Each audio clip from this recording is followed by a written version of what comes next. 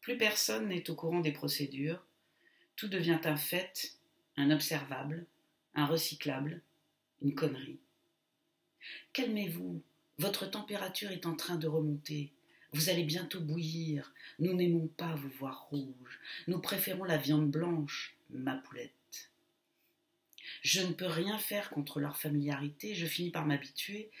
D'une certaine façon, ils me préservent des pollutions de la sphère, alors ma soumission, pourvu que je puisse dormir, garantit ma tranquillité relative. Je n'ai pas oublié qu'il y a un prix à payer. Je fais profil bas.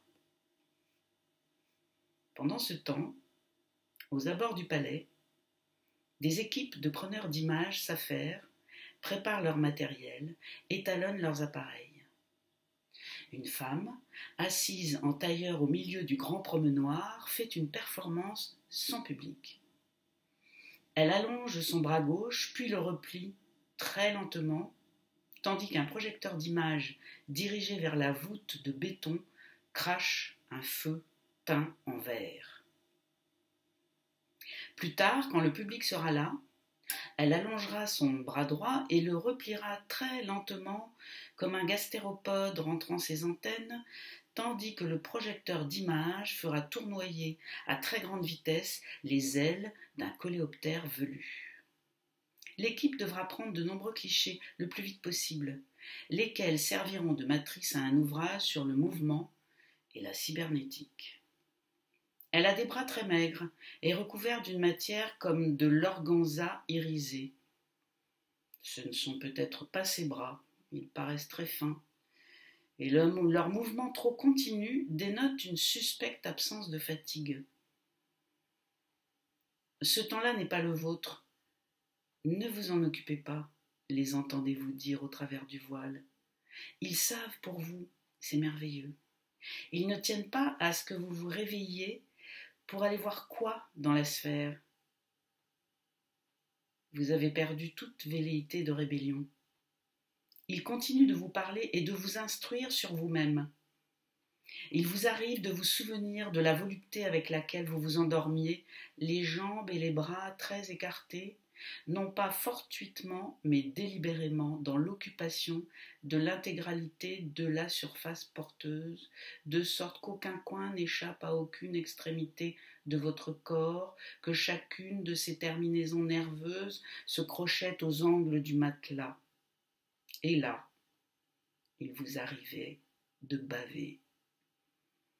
Votre chair vous brûle parfois au quart de vos plantes de pied comme un souvenir très ancien d'une torture. Alors vous les bougez un peu. Dans la pièce, le silence se trouble des voix des ouvriers revenus de déjeuner qui transpercent les murs. Toujours ces voix fortes peuvent pas s'empêcher de crier, de se héler, de s'annoncer les nouvelles. De temps à autre, ils s'arrêtent de taper et de produire des bruits de moteur pour téléphoner, parlant encore plus fort. Les cloisons commencent à s'installer. Je me demande ce que vont devenir les mendiants gras. Seraient-ils déjà partis ? Si je respecte les règles, il ne va rien m'arriver. Je parviens péniblement à m'en persuader. Ils sont là pour ça, pour que je m'en remette à eux. C'est cher payé. Je pinaille. Vous avez...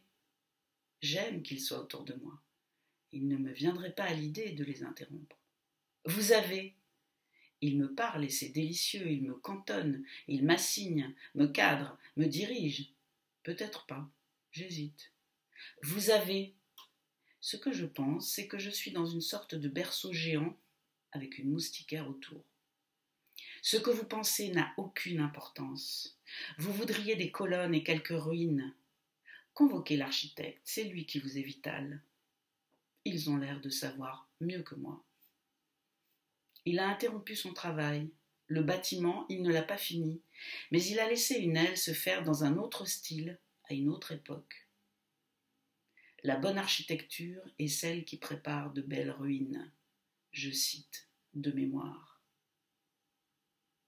Vous croyez encore à la cohérence, vous ? On bricole des explications a posteriori sur toutes les choses qui existent ensuite. C'est insupportable. Tiens, Vous vous indignez? Nous aurions réussi à vous indigner? Nous continuerons le chantier. Je ne vous écoute pas. Bien sûr que vous nous écoutez, vous n'avez pas le choix. Vous ne faites que ça, vous ne pouvez faire que ça. Vous avez toujours pensé que vous pourriez rester à dormir dès que possible, les bras en croix, en travers de votre lit, votre projet le plus constant depuis 30 ans, à vous prélasser dans vos rêves. Et ils vous ont déserté, on dirait. Vous ne trouvez pas que c'est étrange? Je les trouve soudain bien intrusifs, bien regardants.